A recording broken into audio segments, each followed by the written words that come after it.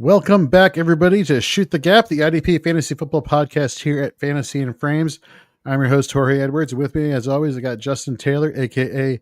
JT, and tonight we're going to be having back-to-back division preview episodes airing for you, covering both divisions out of the East, starting with now the AFC East, and then at 9 o'clock Eastern, the NFC East. But before we get to all that, let's welcome back one of our favorite guests here at Fantasy and Frames. It feels like he's a brother from another mother here in the IDP community.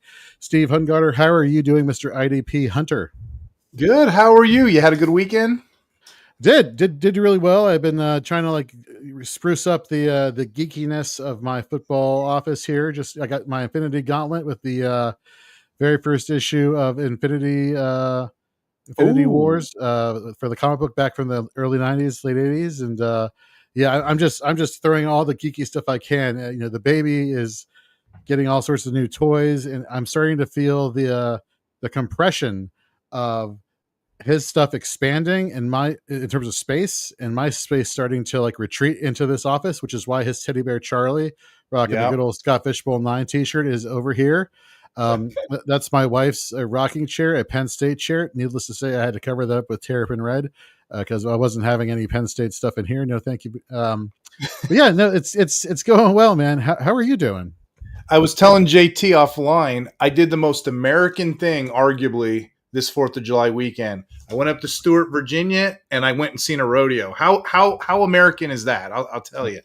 That's awesome. I have never been. JT, have you? Dude, the rodeo is fantastic. When I was at Yellowstone last year in Wyoming, they have a 365-day-a-year rodeo. The only place in the world that has a rodeo every day. We went to the rodeo. The kids freaking loved it. It was awesome. We actually had a thing. It was pretty sweet if you ever go out to Yellowstone and you stay in Cody, Wyoming. They had a dinner with a band, live band, Chuck Wagon dinner. Ah. Did all that, and then tickets to the rodeo afterwards. Totally suggest it. The kids down from the 8, 9, 10-year-olds to up to my dad in his 70s loved it. So if you're ever out in Cody, Wyoming, going to Yellowstone, highly, highly recommend. Well, let me ask you this, because that was my first time ever on a rodeo. They were all off the bulls in 3 seconds. Is that normal? I mean, because I didn't think they were doing a very good job, but my wife assured me. That's funny. The bulls are rough. That's the real serious. And if you watch the pros, the professionals of the professionals, if you get to 8 seconds, you did the 8 seconds, you crushed. You absolutely crushed. So when you get those other rodeos where guys are just getting their way up or trying to earn their way onto the pro, man, 3 to 5 seconds is a lot. I mean, you got a 400-pound beast throwing you around. It's wild. Yeah. So it is quick. It is quick. What do they used to call that? The fastest 8 seconds? I think it's called the fastest 8 seconds or something like that. It was a movie way back in the day. Who was it? Luke Perry from 90210? I think. Oh, you got to go. Wow. I could totally be wrong. I could totally. If someone knows that I'm wrong, tell me I'm wrong. But I'm almost positive this was a movie. The only movie reference I have is Silver Streak. Is that what it was with Gene Hackman, Richard Pryor? That's the only movie I've ever seen that involved bull riding. So you're better than me, my friend. So this is my mom used to do barrel racing. If you can believe that, growing up. Barrel racing. She was one of the girls that on the horses that did barrel racing. That's wild. Those girls just chucking out of the gate as fast as they can around those barrels. So, my mom loved that. She used to love that growing up in down south. But, if you get a chance to go to rodeo, I mean, you got to do it one time. Even if it's not your thing, one time just to say you did. Nice. Yeah, right. It's off the bucket list. Got Jamie in the chat saying, I stayed on a mechanical bull for 57 seconds at my bachelor party. The fact that at your bachelor party where you're probably wasted and you had just finished visiting the strip club, because let's be real, Jamie, the fact that you were wasted and you still lasted for a minute on a mechanical bull, that's impressive. That's very impressive. Got Angie in the chat. What's going on, Angie? Those might have been the faux boys, Steve. LOL, amazing memory to come up with Luke Perry's 8-second movie off the top of your noggin, JT. I know, right? So speaking of early 90s references, so my father-in-law is a big, he's from Texas. He's a Texas guy. And for his birthday, which was about a month ago, we got him a gift. The family got him a gift to go on a train ride in October. And what's really cool about this train ride is that it is a theater enactment of a train robbery. And so basically a train robbery is going to be happening on the train, and it's kind of like a dinner movie theater, but inside of a train, and the premise is it's a train robbery. And all of us kept thinking about, like, what does this movie remind us of? And then I started to think City Slickers. Remember City Slickers with the... Oh yeah, I forgot that one. That's a good one. Yeah. I saw that in the theater when I was a kid. And City Slickers too. Norman the cow. Yeah, I'm all these things just started flashing back. And so one of the things I was thinking about is, like, I want to take part in this reenactment. So when the robbers come and, like, steal our stuff, I want to, like, tackle them to the ground. But then I realized I might get for that, right? So then, Steve, I don't know if you noticed or you knew about this, but back in April, I got these pair of overalls that I would not take off at all. Like, I would go to work and I come home and I would get into my overalls, and that would be a thing for about a month and a half. And part of me is like, well, you know what I could do? I could wear the overalls. I can wear, like, the train conductor hat, and I can go try to drive the train. But again, I might get in trouble for that also. So it's becoming a lot of fun for my father-in-law, but not so much fun for me now. My goodness, that's great. Hold on. This has to go on here. Or maybe I lasted 70 seconds riding at the strip club and 8 seconds. Wow. Yeah. Jamie, man, it is great to Jamie in the chat. Jamie in the chat. That's what we get. It's Jamie in the chat. All right, folks. Well, like we said, we're going to be covering the AFC East, and we're going to be giving you per team our musts, busts, and sleepers within each team in the division. Again, folks, if you haven't already, head over to fantasyandframes.com and check out our recent IDP Dynasty Risers and Fallers articles, as well as our Dynasty and Redraft IDP rankings being updated almost every other day or weekly at this point. As we're getting into redraft season, we have officially crossed over the threshold in terms of a lot of our content at Fantasy and Frames. We're going straight full bore into redraft. Don't worry, Dynasty will still be here.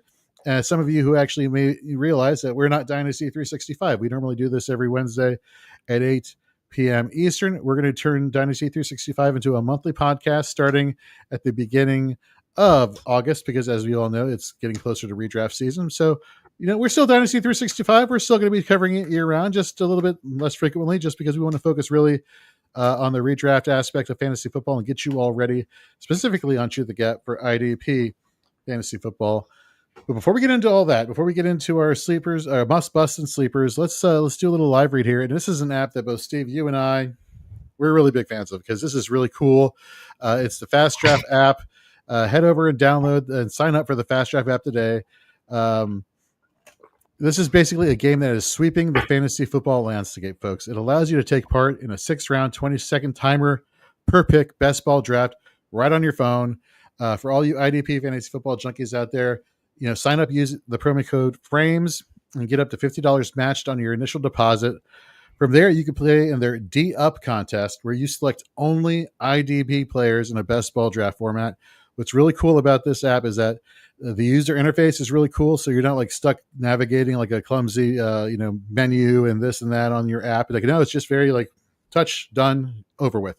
It provides top of the line security encryption, making sure your financial information is secure, and it provides a variety of games outside of IDP that you can take part in a best ball format as well. Again, use the promo code FRAMES for up to $50 matched on your initial deposit. The Fast Draft app, draft faster.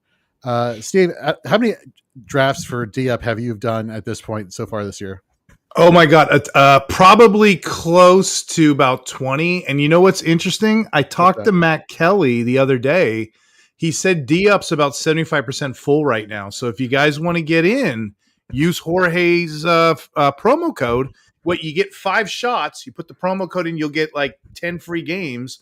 But those are filling up quick. I was going to ask you guys offline, maybe we can start looking at that rabbit. I haven't got into the rabbit yet, but that contest looks like it's going to be huge. Maybe we can do a future video on whoever's channel. But yeah, I'm kind of interested in the finishing that off, moving on to the rabbit.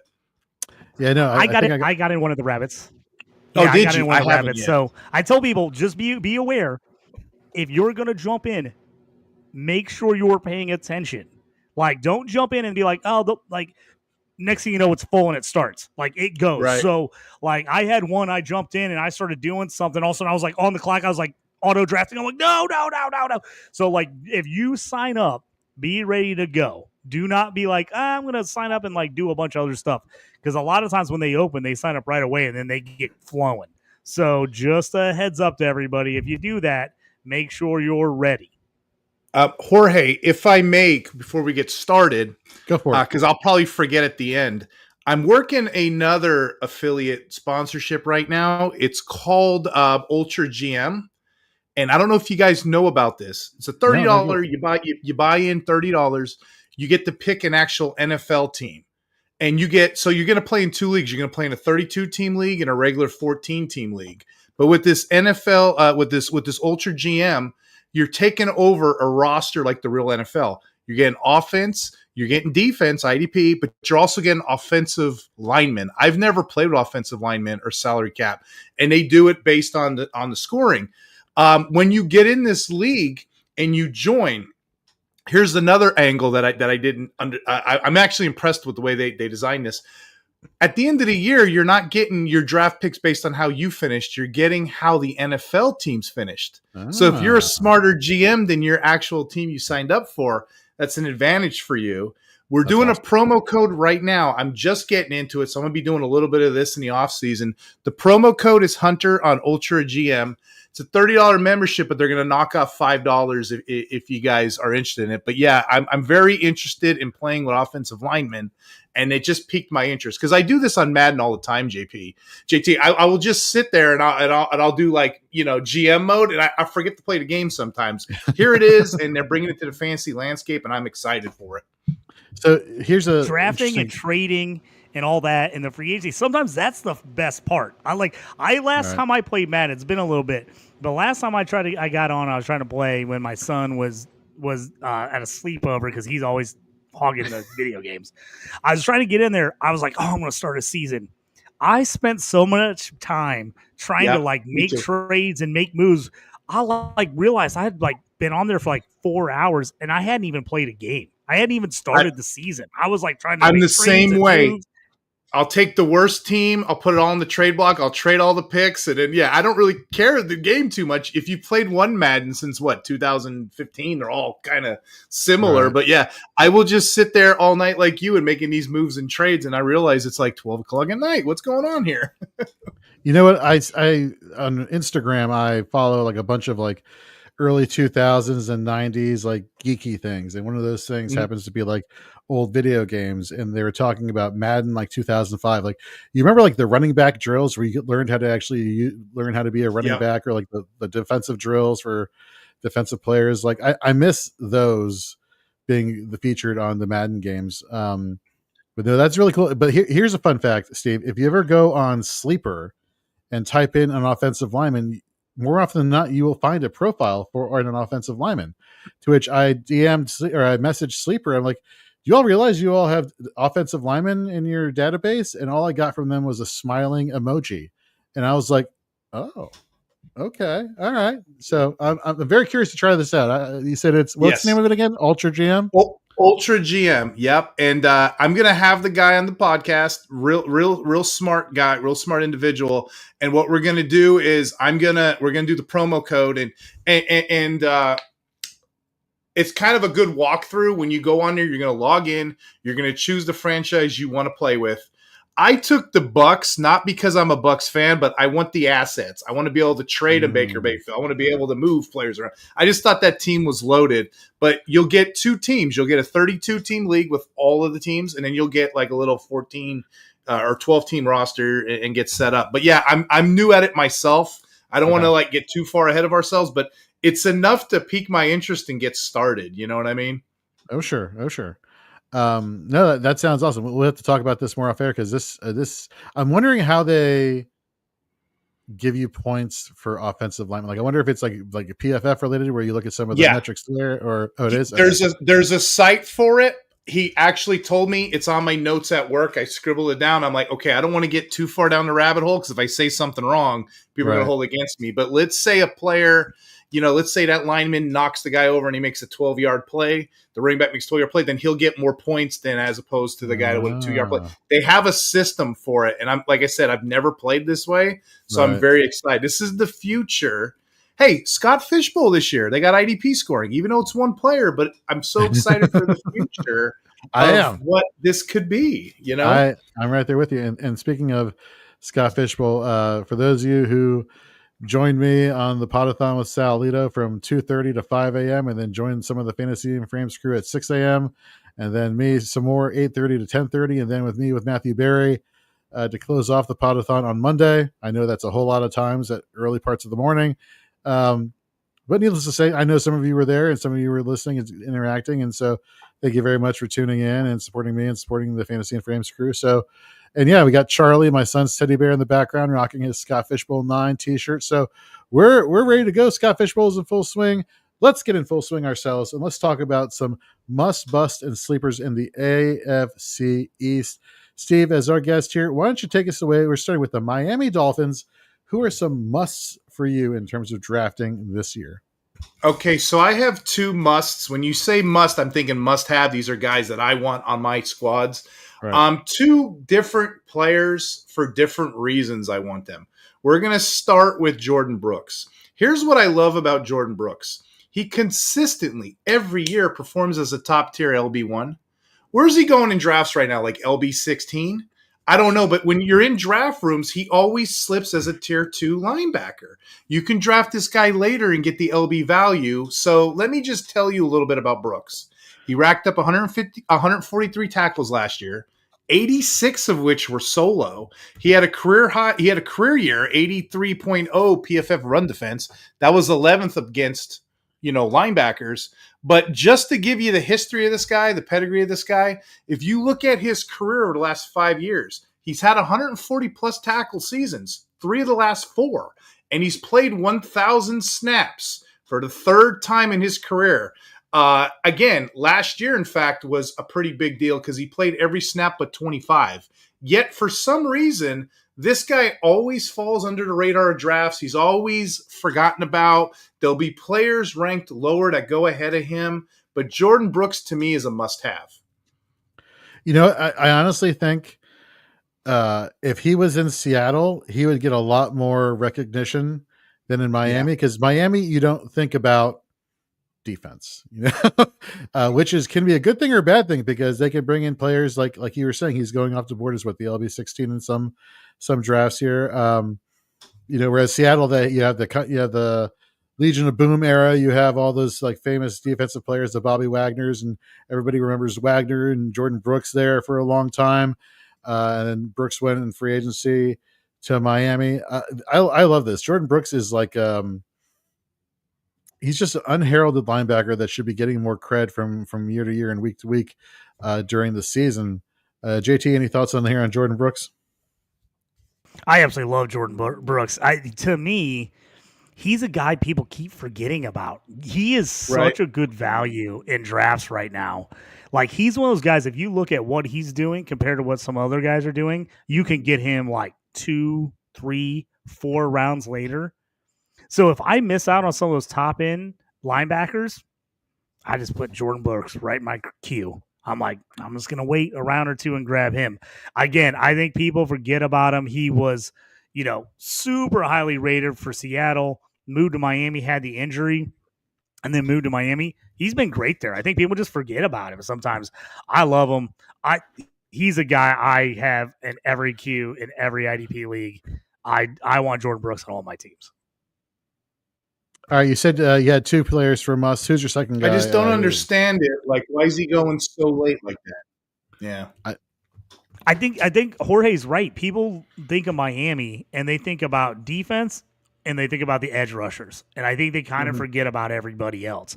I think there's a lot of people I think forget that Jordan Brooks is on Miami and it's the same Jordan Brooks that was in Seattle. I mean, I really do. It's like, it seems crazy, but I do think people are like, Oh, is that the same George Brooks that was awesome for the Seahawks? Yes, it's the same guy, and he's only like 26 or 27 years old. Like, it's like people think that he's like this ancient guy because he hit right away in the league. I don't know. I hope everybody keeps sleeping on him. I hope so, because I'm going to keep grabbing him. Steve, who's your second guy you mentioned for the Miami Dolphins? Right. Now this is another must for a different reason. This isn't like, an obvious one for most. So this one requires a little bit of imagination. If we had an Etch-a-Sketch like back in the 80s, you'd probably have to shake it up and kind of, Nice. kind of go through the weeds and try to figure this out. But anyway, it's Chop Robinson. Normally people would say, Jalen Phillips here, but, he got hurt last year and that brought in Chop Robinson, a 23-year-old rookie. What's spicy about this take is he only had 6 sacks last year. So why is he a must for me?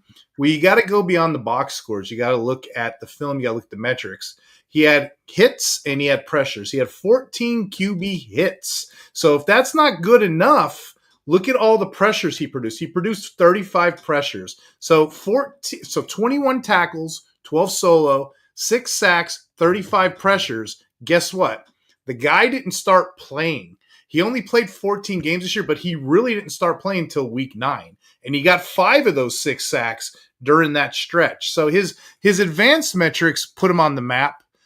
He's got a 14.5 pass rush win rate that only trails behind the other rookie, Jared Verse. He's got a 23.9% pressure rate. In November, that led all defenders who had, more than 40 pass rush snaps. So he had a late season surge. I think it's going to carry over into the next year because here's why. If you look at a depth chart now, I get it. You got Bradley Chubb and Jalen Phillips technically in front of him, but they're both coming off ACLs. So that's a player I must have, but in a different light. Like I know right now in drafts, he's going like a DL 40. That's not going to hold up. He's going to explode that. I got him in my top 25 deals, to be honest. So how's that for a spicy take? No, I love that. Let me pull up here. I love that. And you mentioned Jalen Phillips. I mean, Jalen Phillips has 2 back-to-back years. He had season-ending injuries. Bradley Chubb 2 years ago had the ACL right after Jalen Phillips tore his Achilles. So I love this. The pathway to snaps is obviously there. And you mentioned it, they mentioned the 14 quarterback hits right there. Like, folks, let's think about this. Like he literally had his hands on the quarterback. All I was missing was just one final throwing to the ground motion. And you could have had double-digit sacks there with not playing a majority of the snaps for the entire season. I love this. JT, what are your thoughts on Chop Robinson? I love Chop. I think he's another really good buy, second-year buy, especially on Sleeper because he's DL linebacker eligible. I love that. You can move him back and forth if you need to, especially if you're in I'm in a best ball startup league right now with IDP with a very short bench. I've got Chop in my queue as my next pick. Because he can go D-line linebacker, he has a big game. He can go either one, especially on those short benches, man. I want guys that can get either spot because I don't want to have a million backups at every position. So I think Chop, we knew it in college at Penn State. He had every measurable. You saw everything. You're like, this guy should be awesome. And it never came all together at Penn State. I think it's coming together now for him. I think we're seeing it. I think Chop is ready for absolute breakout on this team. You know what's funny about that in that regard too? Everybody always like bags on these guys. Oh, they don't have the advanced stat. They have the advanced stats, but they don't have the production.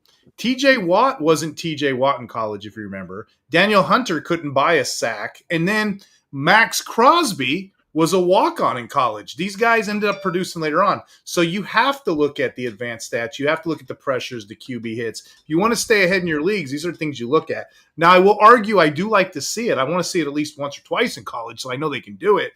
But right. The stats, the measurements, eventually it's only a matter of time. One of these guys is going to connect and hit the quarterback, So looking at that, what he's been doing, yeah, I can see him as a must-have dynasty stash as well, so.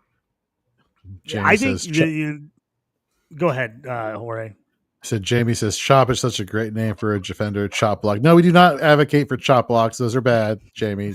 Bad. Got to do the hand chop. Not the there you chop go. block, the hand chop. But what I was going to go on Steve's point is a ton of these defensive ends that end up being studs in the pros played other positions in high school and a lot of times in college. Like a TJ Watt started as a tight end. So a lot of the times these guys, they've got the athletic ability. They don't have all the technique just yet because they moved around and played other positions. Some of these guys, I mean, they're quarterbacks, running backs in high school because they're the best athlete on their team. And then they move to the college level and they're like, well, we can put 30 pounds on you and make you a stud D end. So sometimes it's these guys, they have the athletic ability, they have everything you need. They just haven't worked on the technique because they haven't been playing that position that long. You know, when TJ Watt got taken by the Steelers, you can go back and look at that draft. There wasn't a ton of people clamoring that TJ Watt was going to be some absolute stud. I mean, when he got picked in the first round, it was a little bit of a shocker. There was not a whole lot of people that were like, had him like in the first round or like, oh, he's a for sure fire first round pick. When he got taken, it was kind of like, oh, really? Like, Let me ask you this. Do you remember, I don't know if you remember JJ Watt, he wasn't really getting buzz either until the combine. The combine is when he picked up, he may be a first round guy, and look at his career. So to your point. Yep, Max Crosby, I mean, small school, Eastern Michigan, I think. You know, another guy played other positions, eventually moved around. So, again, I always think these defensive ends, if these guys have the pedigree and you start seeing the advanced metric stats, you're like, okay, this guy can do it. He's just got to figure out how to pull it all together and get home, get the actual freaking sack. But that's why it's nice if you play in IDP leagues where you get QB hits and pressures count. I like that. I like leagues that get you points for those because you get credit that your guy is causing havoc, even if he's not necessarily getting home on the sack every time. All right, let's get into our next category here. Let's get into a bust before we get into our sleeper here. JT, who do you got a bust for the Miami Dolphins? Man, I hate to even say this. He's my guy. I like him. He's been one of my favorite guys forever, but it's just the stats, they just don't lie. Just got traded there, but Minkah Fitzpatrick. I think I'm out on Minkah. You know who else was out? If he's free safety again for he was. What'd you say? You know who's out on Minkah Fitzpatrick? The Pittsburgh Steelers. They're like, we're tapping out. We're going to send you back to the team that you didn't want to be on, and you were happy going to Pittsburgh in that trade, X amount of years ago, and now they're sending him back. Granted, Brian Flores isn't there to force him to play in the box, which is not great for IDP. I'm sorry for interrupting. Continue, please.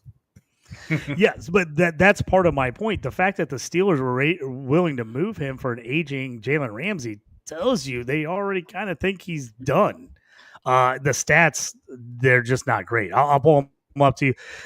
The last time he was elite was 2021, 2022, like second and ninth in the finish. And that's when he was getting interceptions. He was getting sacks. He was playing in the box. 2023, 62nd is where he finished in DB. And then this last year, he was in the 40s. He finished number 42 in Fantasy Pro scoring at DB. And that's overall DB, cornerbacks, linebackers. I mean, there's guys who aren't even on a roster right now. Julian Blackmon from the Colts finished ahead of Minkah Fitzpatrick in scoring. Mike Hilton had better, almost finished with 1 point less, but had a better per game average than Minkah Fitzpatrick. I mean, I could go down the list of a ton of guys that you probably don't even have rostered that had more points than Minkah Fitzpatrick. It's just, unless he is literally dropping to like the end of your draft, I just don't know why you would spend anything on him. Well, let me quell some concerns here a little bit. And I'm going to tell you about a sleeper here for the Miami Dolphins that you should be, when it comes to draft season, and when we talk sleepers, this is not somebody that necessarily you want to draft, but somebody that you want to like hit that keep that little ribbon on your app if you're playing on Sleeper, or you hit the notification symbol over on ESPN if you're playing IDP on ESPN, which, by the way, the Shoot the Gap IDP Listener League will be on ESPN. More details will be coming out as the week progresses and be announced on the weekend. So stay tuned for that. But this is a player that you want to keep tabs on because he could potentially have a starting role as the box safety for the Miami Dolphins.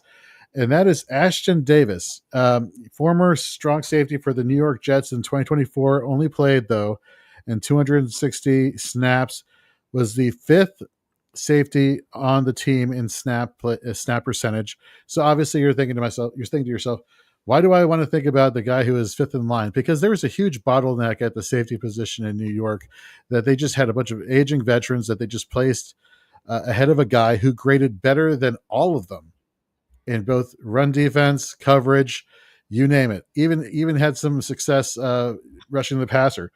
Now he gets a fresh start in Miami, and we have the new coaching regime in Miami, or we have the new coaches he'll be playing for in Miami. And the only real competition he has is also a free agent, formerly of the Detroit Lions. And I apologize for butchering this name, but Ifiatu Melifonwu, who also okay, there we go. All right. Woo. Who last year graded very poorly. Ashton Davis, per PFF was grading just off the charts here, folks. Like, this guy is one of those guys who I think who just never has gotten the opportunity to be the starter. And if he is the starter, he could be very, very efficient. He has, for a safety, for a defensive back in general, he has a very low missed tackle rate. Normally when we're looking at missed tackle rates among defensive backs, like, there's a lot of double digit missed tackle rates here. And this guy is a very efficient tackler. So you have a potential box safety who's going to help in run support, kind of maybe be one of those helpful linebackers to help a Jordan Brooks if things kind of break down along the defensive line and more opportunities go to the running back there. So it's going to be he's going to be a player you want to keep tabs on. And here's the funniest thing. I look back and I compared a lot of their metrics from the Jets defensive back metrics at the safety position to the safeties on the Miami Dolphins last year. Guess who was the best graded safety of all two teams combined last year? That's right, Ashton Davis. Better than Javon Holland, who's now a New York Jet. Like, this guy, he needs the opportunity. And if he gets that opportunity, I think he's somebody that could impress many people, especially for those who want to wait for defensive backs in their leagues, as many people will. Obviously, JT and I, we are defensive back truthers, so we're not afraid necessarily to pay up on some elite defensive backs. Not all defensive backs, but for some elite ones where their role, JT and I are very bullish about that, and we know that's a hot take. We definitely know that's a hot take. But that being said, Ashton Davis, somebody to pay attention to going forward this year as a sleeper. Quick question for you guys. I know this is off topic, but do you love Buda Baker in a redraft league, 1 year IDP redraft league? Yeah. Gotta take him high, right? You got to read the room sometimes. You know what I mean? Like, if everyone's popping defensive backs, I'm like, okay, I'll wait. I'll suck down the linebackers. But, if like my Scott Fishbowl draft right now, the scoring this year is unique. I don't want to say this too loud, but me and Jamie were in the same draft. We're in the Cleveland Guardian draft, right? No one's taking quarterbacks. They're not taking them. So I'm going to wait. I'm going to wait you out. Me and Jamie right now, we're in the middle of the draft. We're playing chicken. So same rules apply. I'm going to see who takes Hamilton. I'm going to see who takes the Winfield, the Branches, and then I would take Baker. It's all about value to me. I'm not going to geek out and an early pick on defensive back. But that would be my answer to your question. Yeah, I will. Yeah, they're all going like 9th, 10th round, coming back to me on the 11th. And I'm not a defensive back hater per se, but it's all about value to me. If I could find it later on, let me build my team on stuff that I know is stable. And what's stable, guys? What we've been talking about, elite DLs, those top 7 anyway, every year, good and plenty, and these volume linebackers. So that's just how I build. That's what I'm thinking, because I only need one starting stud DB, and then I can just get another guy for bye weeks or anything happens. So that's what I'm thinking. Yeah. I'm thinking if I get Baker coming up, I think I'm gonna jump on him. What round? We're coming up on the 11th round. Pretty much, Okay. and like I said, this is a short bench league. I've already got. I can tell you, I got already. I started with Malik Neighbors. Then I took Jonathan Taylor, Brees Hall, Tyreek Hill, Quinshawn Judkins, Caleb Williams, because I have to be honest, I got auto drafted. I was taking a nap on a short thing. I got auto drafted. Caleb You're Williams. taking a nap. Roquan Smith, I took it 7-8. I ended up getting Hawkinson 8-5, and then came back and got Nick Bolton 9-8, and then Josh Downs 10-5. Short bench. I'm thinking of getting Buda Baker here, and then I'm just going to pile in linebackers and DL/linebackers the rest of the way. I mean, in like combo leagues like that, I don't mind if I feel good, if I feel froggy and I want to jump. I don't mind spoiling myself and maybe taking like one of the IDP, but I will usually wait, to your point. But you said it yourself, the 11th round. You can take a shot. You can creep up if you want and then come back and play it close to the vest. But it just seems to me, and you know this because we've talked this offline, just seems to me there's always defensive players later in the draft than there are offense. Because there's 11. Yep, and it's a short bench. It's a short bench, so I'm only going to be able to draft maybe one or two more offensive players before I'm like basically going to have to load in defense just to make sure I have it full. So that's what I'm looking at it. So I'm like, I might go in this round and I might wait it out. We'll see. So real quick, I know we want to move on, but I'm in a Brazilian league. I play with guys from Brazil. Mace Riney turned me on to this, right? Nice. And these guys are sharks. They know their stuff. And Mace was making fun of me. They're like, "Oh, Steve, I thought you're a defensive back hater because I took Hamilton." I'm like, I got Kyle Hamilton, the 4th defensive back off the board. They must follow all the ESPN stats, but they don't follow defensive backs. They took James. They took somebody else. I'm like, I'm going to take it if the value lines up to me. So it's just strategies on how we play. Yeah. You know? And that's what I said. He would be right now, Buddha. And again, this isn't Dynasty. This is a 1-year best ball. Buddha would be the 5th defensive back off the board if he gets to me before more people take defensive back. So, Roger. 5. All right, let's go from one extreme of the East Coast to the other. Let's go to New England. Let's talk about the New England Patriots. Must, bust, and a sleeper. JT, let's kick it off with some positivity. Who is a must for you on the New England Patriots and IDP? So this is a little bit of a different unit. We're going to end up seeing kind of who ends up making it here. The new guy to the team and the guy I trust the most on this team right now is Robert Spillane. You got to figure they want a veteran. They're going to put in a guy who's been consistent. He's a grinder. He was really good the last couple of years for the Raiders after kind of being a backup for the Steelers. I think he comes in here and plays well. I also think he's a super big value right now. I think people they don't realize the amount of stats and where he's scored the last couple of years, where he's going. There's so many younger guys that are going ahead of him that he's produced more than.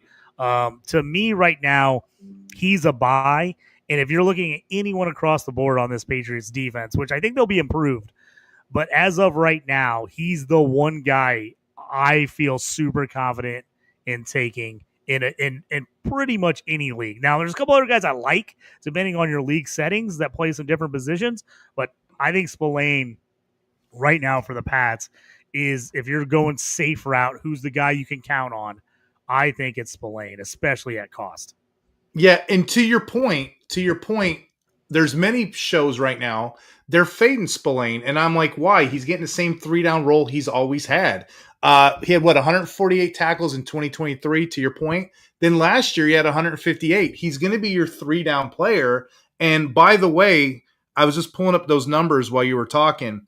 The Patriot defense was 22nd overall total defense. Their pass defense was good. They were ranked 10th. But you know what killed them? Their running game. They were ranked 23rd. They were giving up 130 yards a game. So you don't think a new coach wants to go in there and plug those holes? You know, so Spillane's going to get a lot of run on that team. I love your pick here. You also got to assume, you got to look at the schedule. You got to look at this team. I think the Patriots are going to be improved. They're still not going to be good. I mean, they're going to be improved. They're going to be a better team than they were last year, but they're going to be playing from behind. That means teams are going to run the ball down their throat at the end of games when they're leading. That means tackles for Spillane. He's going to have a ton of opportunities to make tackles. And I think that's also why they were so bad against the run last year.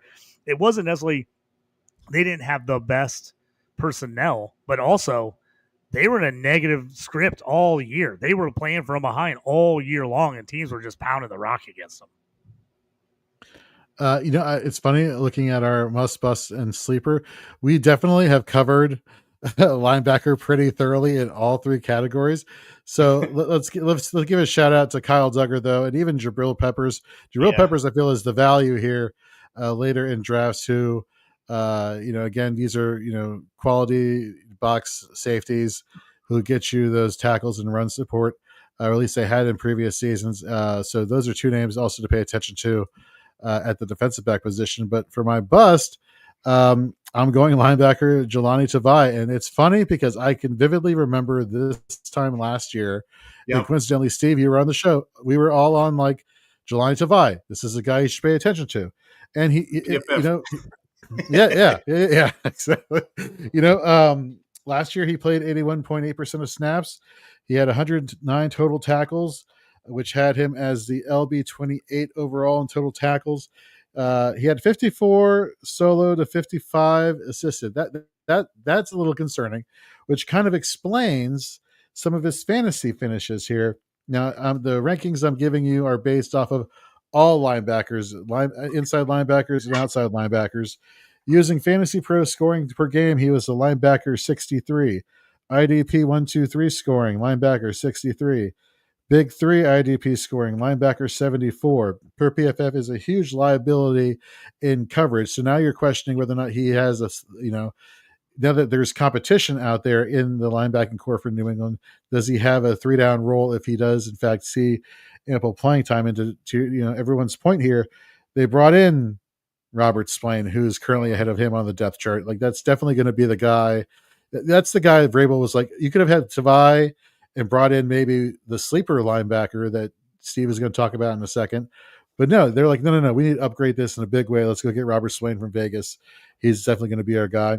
And the real question is, with the average production for an IDP, I'm not trying to say from a real football standpoint. I'm talking about from an IDP standpoint. You like to see your solo tackles considerably dwarf your assisted tackles there, just because solo tackles count for more fantasy points than assisted tackles in most leagues.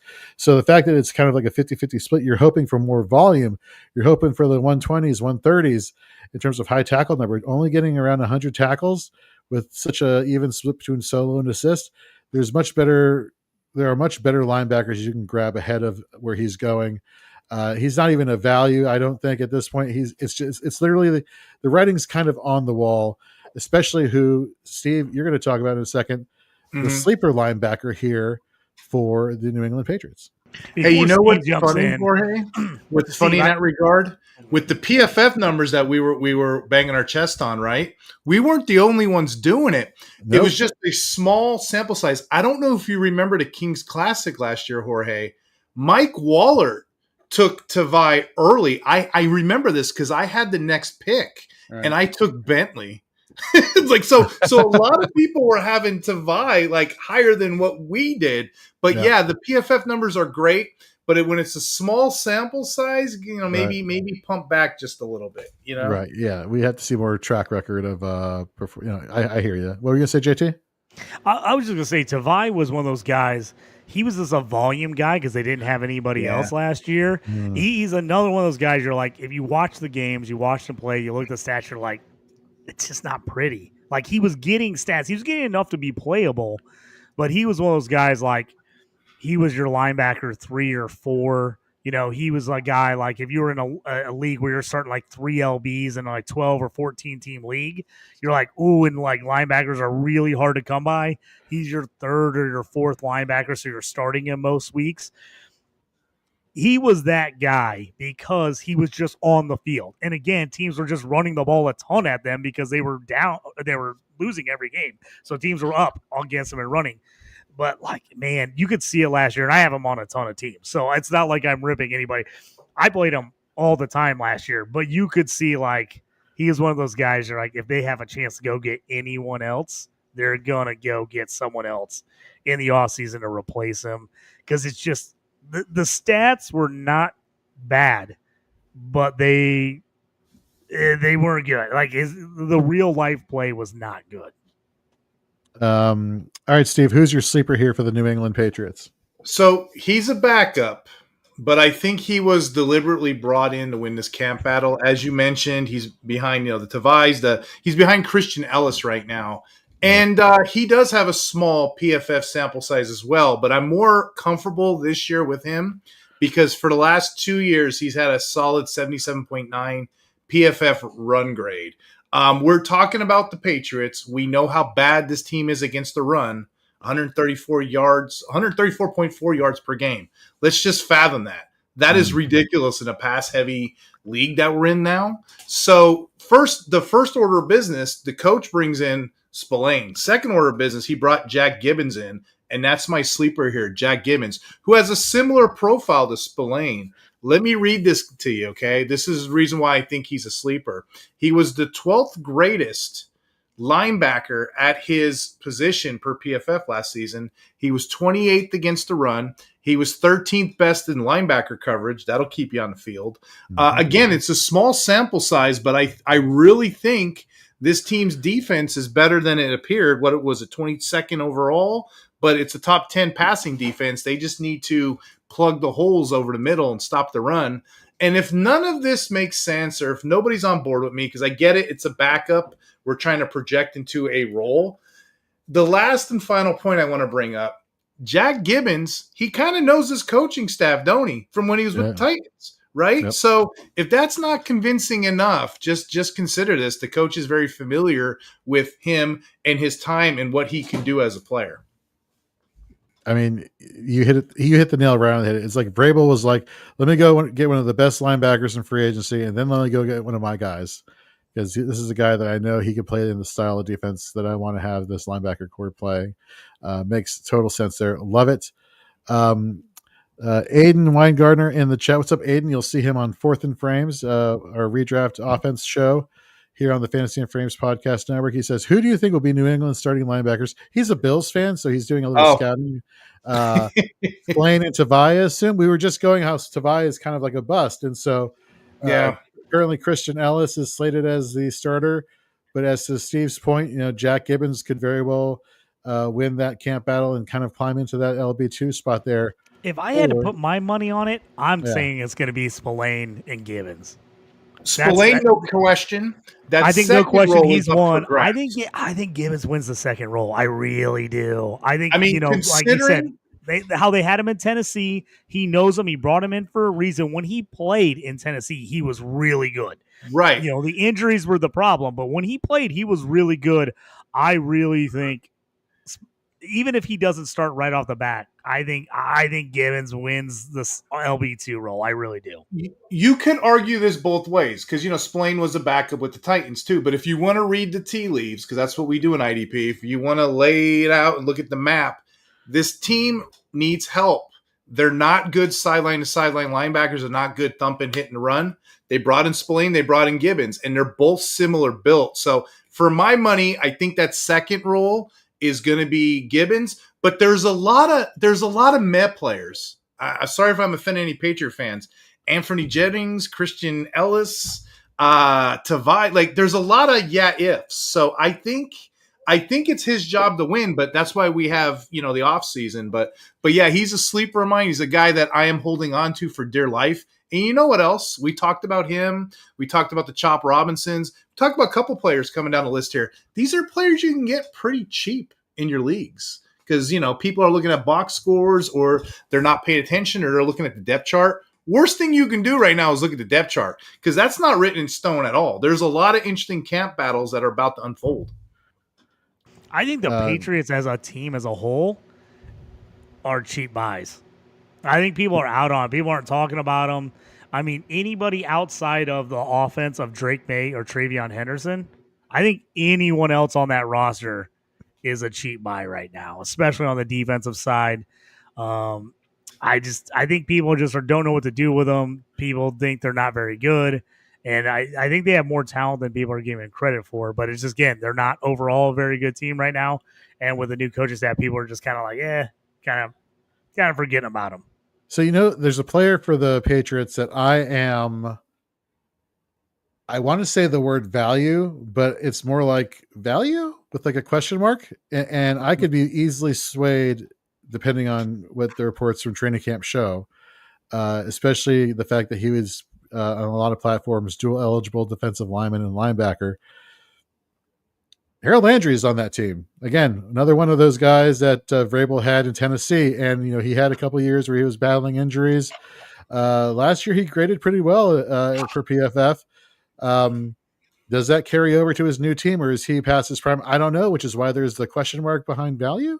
And again, just paying attention to what happens during training camp is going to tell a lot as far as whether I would be interested in the later rounds, picking him up as my DL for going forward. To your point, though, going back to Jack Gibbons, last year, again, we're talking about sample size, played well in coverage also, right? So again, you have that situation where if he wins the starting job on paper, he would also be a 3-down linebacker and not come off the field on passing plays on third down and give somebody else an opportunity to eat away at his snap percentage. So things to think about there.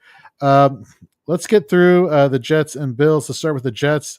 Let's start with a must. It's not really hard to piece together which one's the must here. It's Jamie Sherwood. 154 total tackles last year, LB4 in total tackles, 95 solo to 59 assists. There you go. That's what I want to see.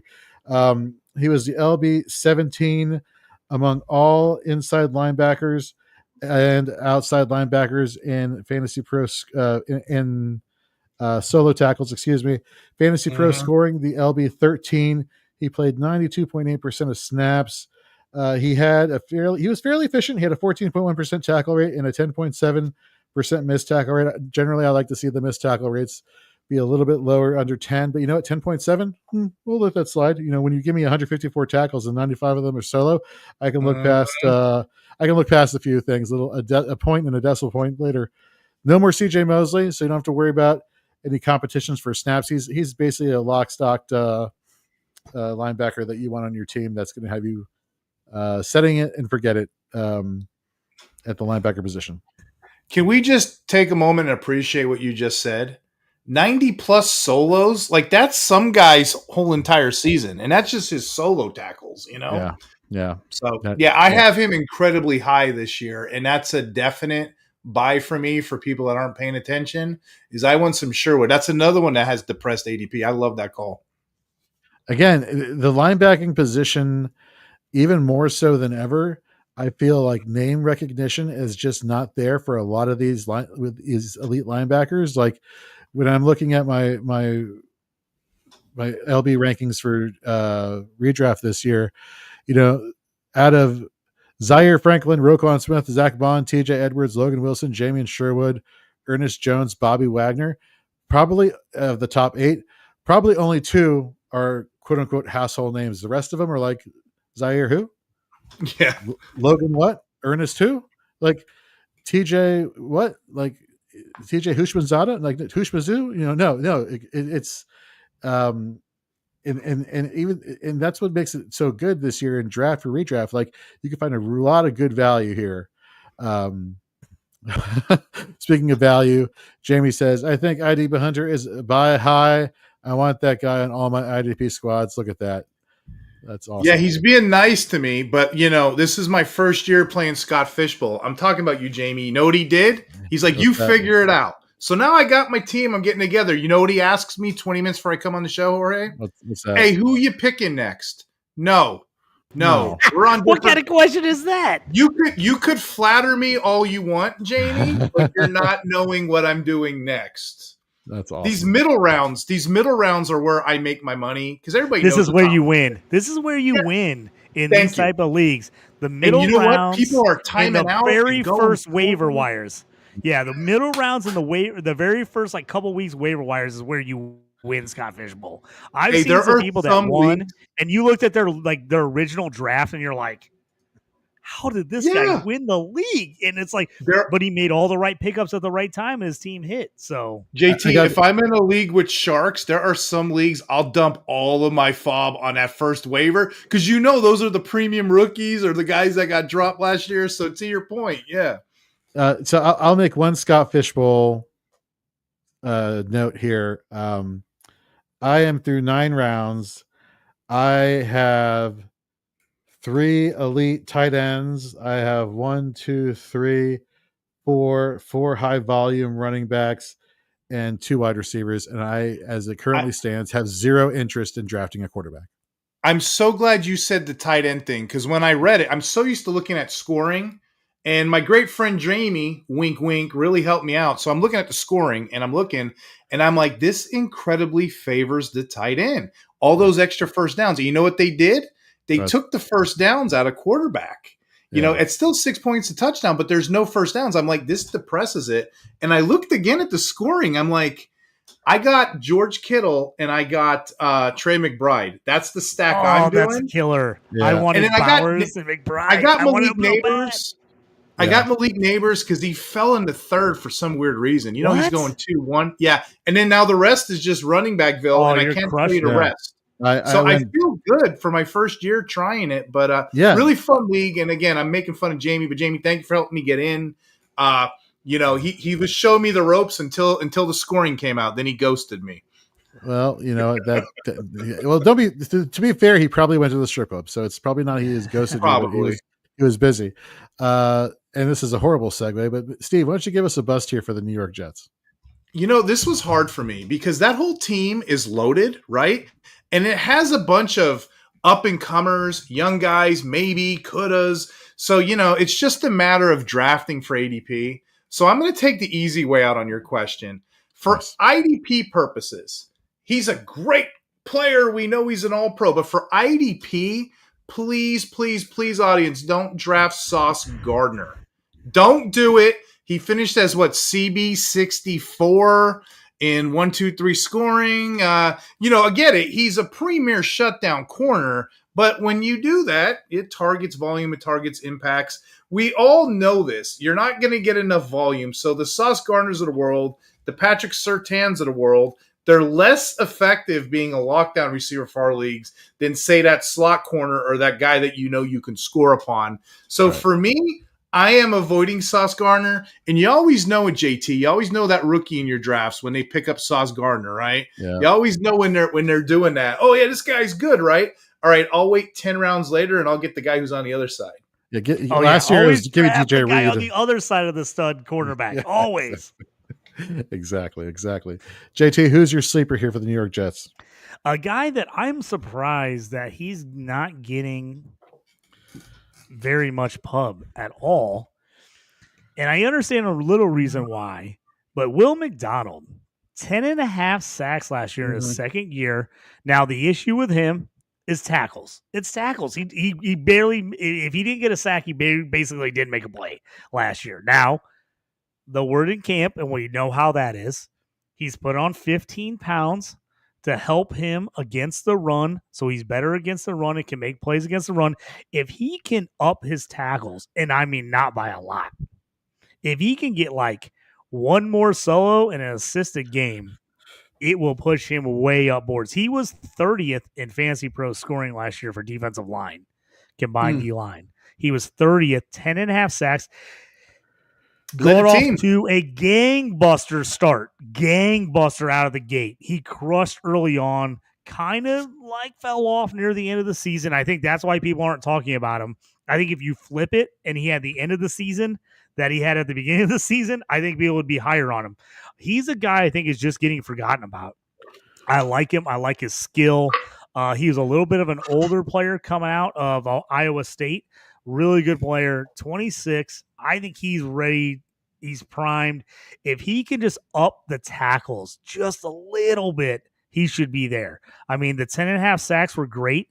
Only 18 solos and 10 assists last year. That's it. 1 fumble recovery, 3 pass defense, which is nice, knocking some balls down. Played all 17 games, which is great. He's in the mix. I think he is ready to bust out. He really showed some stuff last year. Had a couple huge games. He had a 3-set game, a 2-set game. So I think this Jets team is going to be better. Like Steve said, I think it's a really good defense. Mm-hmm. I like him a lot. I think he's undervalued for a guy that had 10 sacks last year. I think he's going way late. I love him as sleeper. He's a guy, like I said, in this league I'm in where he counts as D-line linebacker eligible.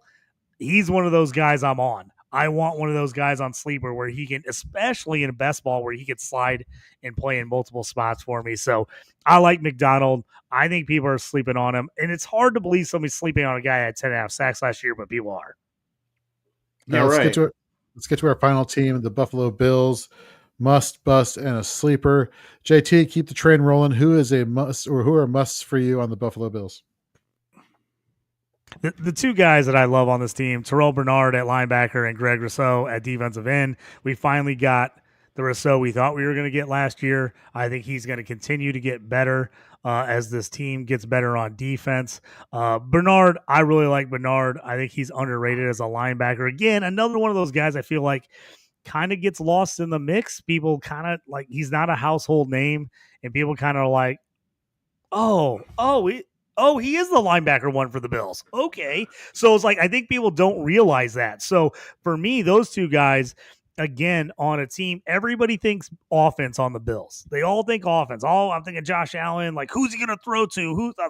I want some of these defensive guys. They've kind of retooling this defense. These are the two mainstays on this defense as everyone around them kind of shifts as they're bringing in some young guys, they're bringing in some new guys on defense. These are the two mainstays. I want both of those guys, depending on where I'm drafting, if I need linebacker or DN, both of those guys I think are you just put them in your starting lineup and let them roll. I want to take what you just said about Gregory Rousseau and tie that directly into the bust here that I have for the Buffalo Bills, because what's one of the things, first of all, I forgot to throw up on screen. Tip Major, what's going on? How you doing? Well, thank you very much for tuning in. What's one of the biggest knocks we always say about the Buffalo Bills defensive line? It's rotation. You rarely see anybody have 90% or 80% of snaps there along the defensive line. Even Gregory Rousseau, who's in my opinion the best defensive lineman / edge rusher they have on that team, last year only played 67.1% of snaps. That just speaks to how much of a rotation this defensive line is. So now you're telling me you're going to bring on an aging veteran who had a down year in 2024, graded poorly as a pass rusher, had just a 13.9% win rate, which had him as the edge rusher 31, was the defensive lineman 63 on sacks converted from pressure. He only had 5 sacks going back to 2022, 3 sacks, 2023, 7 sacks, 2024, like I said last year, 5 sacks. And he's also now hurt before even getting to training camp. I'm talking about Joey Bosa. Like, I get it. When healthy, this guy is a monster. But when healthy, and the fact that he's now going to a situation where he's already banged up, and they've already shown that even with their best player, this defense does not play, these defensive linemen at a high snap percentage because they want to keep everybody fresh, which makes total sense. Well, the guy's already hurt, so you're minimizing his playing time. On top of that, the snap percentage, you're minimizing his playing time. Nothing is working in his favor right now, which is why I have him as a bust. Again, name value. Somebody's gonna be like, "Oh yeah, Joey Bosa. Yeah, he's really good. I'm new to IDP. I've never played before." Well, shame on you for not listening to Shoot the Gap, but it's okay because we're here to save you now. Do not draft Joey Bosa. You nailed it. I have only one thing to add, and this is the only place in the universe I could ever put it. I have a 22-year-old Dynasty league. I'm pretty proud of this. Offense, defense, super flex. I'm pretty proud of this. Most of us have gone on, and some of us check in, some of us don't, right? That's the only league. I've been so off of Bosa for a couple years now. That's the only league I still have him. Do you know why? I have him. I have Joey Bosa and Nick Bosa. And I have the most impressive team name. I'm pretty proud of this. Okay. My team name is the Fabulous Bosa Boys. A play on words, mind you, to the great movie, The Fabulous Baker Boys, with Jeff Bridges and Bo Bridges and Michelle Pfeiffer. So thank you for letting me put that on air for the whole world to hear. You gotta keep him just for that. You can't break that team name up. You gotta keep him for that. I love keep that. Him on your bench. My bench, and I need the spot, but I can't. I don't want to change the team name. I'm only holding Bosa in best ball leagues. If you got him in best ball where he's not hurt, if he has a big game, you put him in. But also, Jorge, to go to your bus, I think Russo plays more this year because of that. I think you're going to see injury out of Bosa. You got AJ Espinoza backing him up, and then after that, they got nothing. It's Michael Huck and Landon Jackson, the rookie. I think you were I know they love to rotate guys, but they've been a lot deeper on the D line the last couple of years. I think he plays a lot more this year because I think they're going to be hurting at the other D end and having to rotate guys in the other end. I think he sees a lot more playing time this year. I think his snaps are up over 70-75% this year. We got a quick question from Jamie. IDP flex best ball only. Should I go with Wagner, Alex Singleton, Blake Cashman, Quay Walker, or Logan Wilson?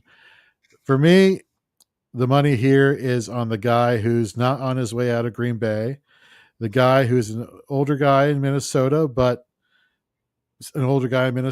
Alex Singleton coming off of the ACL. Logan Wilson, I'm curious what Demetrius Knight's going to do starting opposite of him and how he's going to how they're going to feed off each other, even though he's still a rookie.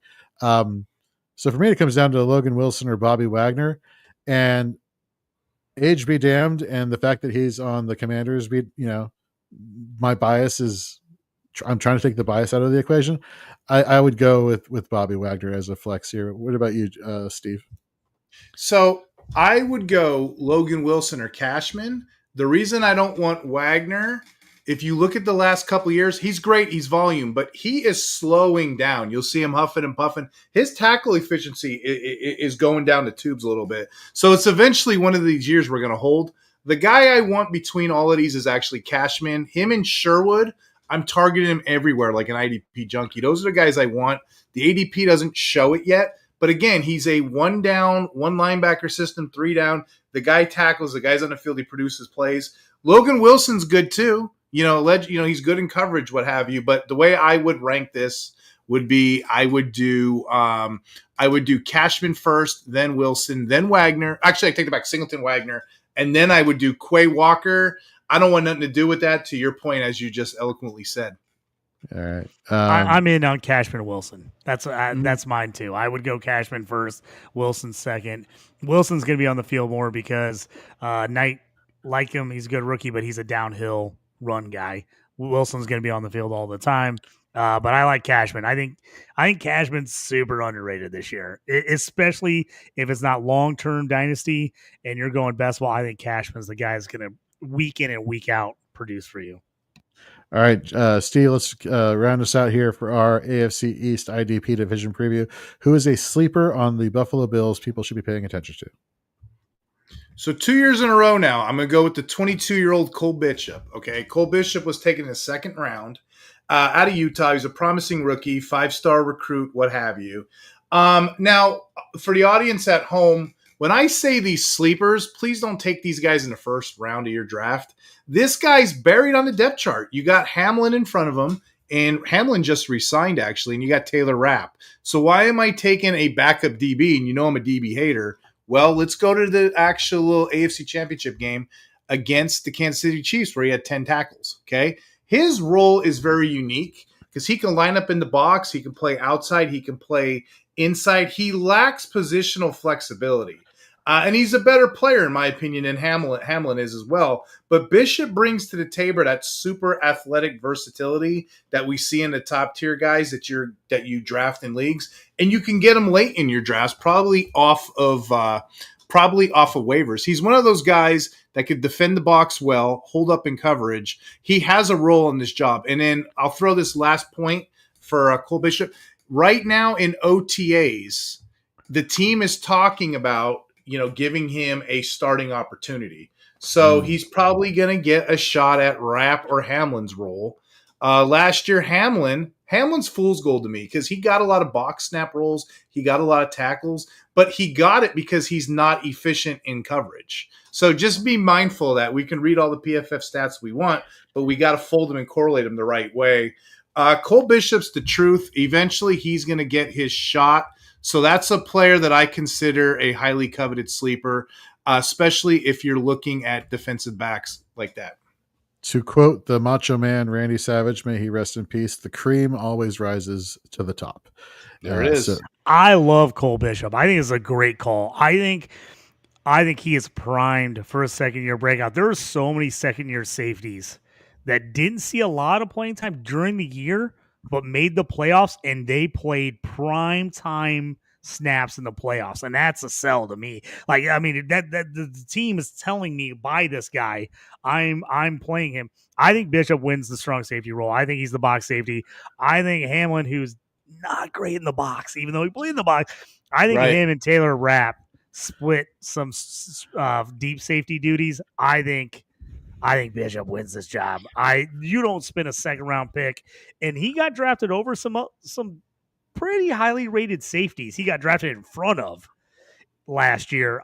They didn't take this guy that high to not play him. I think he learned the system. Hamlin, we love the story. You know, we're not going to rehash all of it, but like, I think he moves back. I think Bishop steals his job. I think you have to get him now, because it's going to end up being he's going to win this job. He's going to be more expensive. If you're in a dynasty league and he's sitting on waivers right now, go grab him right now.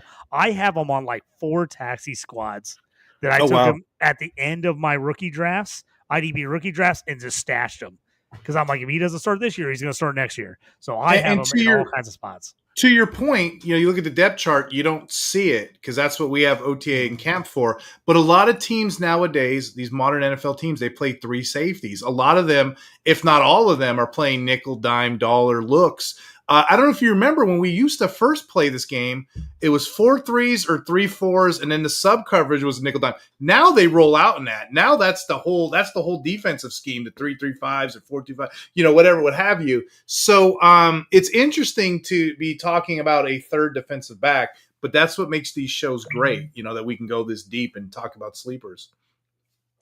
Absolutely. And that's going to round out our AFC East IDP Redraft Division preview here. We will be doing, starting next week at Fantasy and Frames, our article series where we're going to be breaking down the different divisions, going a little bit into more detail about more players per team. So we'll be doing the 2025 AFC East IDP Division preview to get you ready for your drafts coming up later this month and, of course, in August. So stay tuned for that. These are going to be comprehensive, so you're going to get your money's worth there, folks. And that's the funny thing is because you don't have to pay for it. So there you go. there's your money's worth right there. We have the NFC East preview coming up here on Shoot the Gap, literally like 5 seconds after we go off air. So stay tuned for that. Steve, man, it is always great sharing the screen. I'm mad that I missed the buy and sell episode a few weeks ago. I'm glad that you're here with us tonight. Anything you want to say? You want to sign off? I know you just recently put out an article talking about IDP Dynasty leagues and how to start those up at Fantasy Six Pack. Folks, go over there and check that out. Anything else you want to plug? My kids say I repeat myself all the time, but I think it's a good cause. Check out that Ultra GM discount promo code Hunter. The way it's going, I'm probably going to start moving all my 32 team leagues over there because it's just fun to do. And then, find me on Twitter, IDP Hunter. And always love doing these shows with you guys. They're always fun. Love it. All right, folks, we're going to jump off air for a second. We'll be back in about 10 seconds for the NFC East IDP Fantasy Football Division preview. See you later, folks.